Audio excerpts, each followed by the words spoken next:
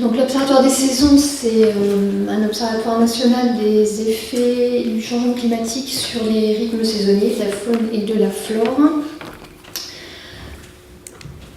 Donc le contexte de création, c'est véritablement le changement climatique, puisque, on a déjà vu dans les présentations, au cours de ces 2 journées, ce changement climatique affecte les rythmes saisonniers, c'est-à-dire que les événements phénologiques, le cycle de développement est perturbé. En Europe, on sait qu'il y a de nombreuses publications qui ont montré que notamment les événements de printemps avaient avancé en moyenne d'1 semaine en 30 ans. Chez certaines espèces, c'est même 1 mois sur les dernières 50 années.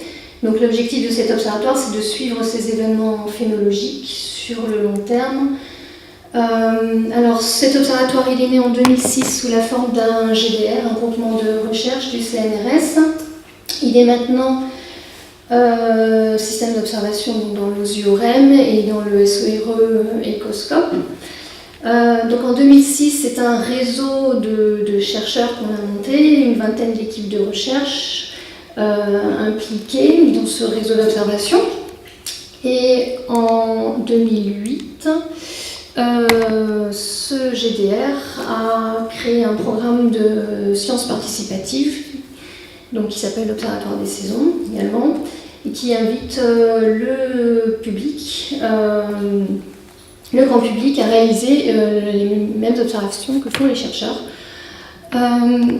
Donc, juste pour préciser les objectifs de cet observatoire des saisons citoyen, c'est bien sûr de collecter des données, les rendre accessibles à tous, chercheurs et non-chercheurs, mais aussi il y a une forte composante sensibilisation du grand public aux problèmes liés au changement climatique, et puis de favoriser le dialogue entre chercheurs et société.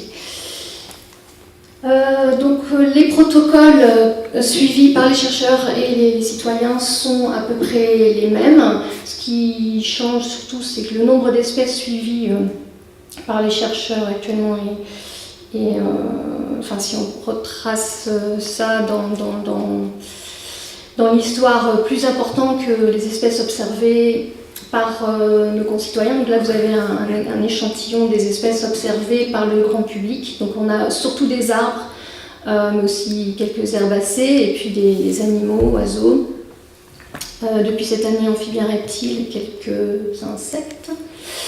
Les stades que nous observons sont les mêmes, donc entre chercheurs et citoyens. Nous suivons la même échelle de notation, qui est une échelle internationale. Là, vous voyez les stades observés, par exemple, chez les arbres. On suit l'ensemble du cycle de développement. Donc, les données collectées sont accessibles en ligne. Là, vous voyez, donc ça, c'est sur le site de l'Observatoire des saisons grand public.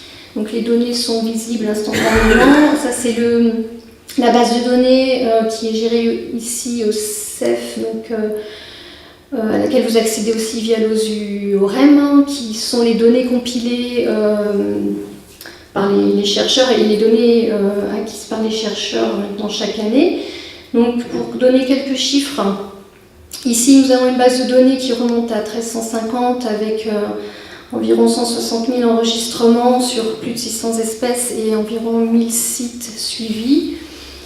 Pour la partie grand public, donc qui a commencé en 2008, on est à peu près 16 000 enregistrements sur à peu près 45 espèces et 1600 sites suivis. Et j'ai terminé. Et oui, moi je peux rajouter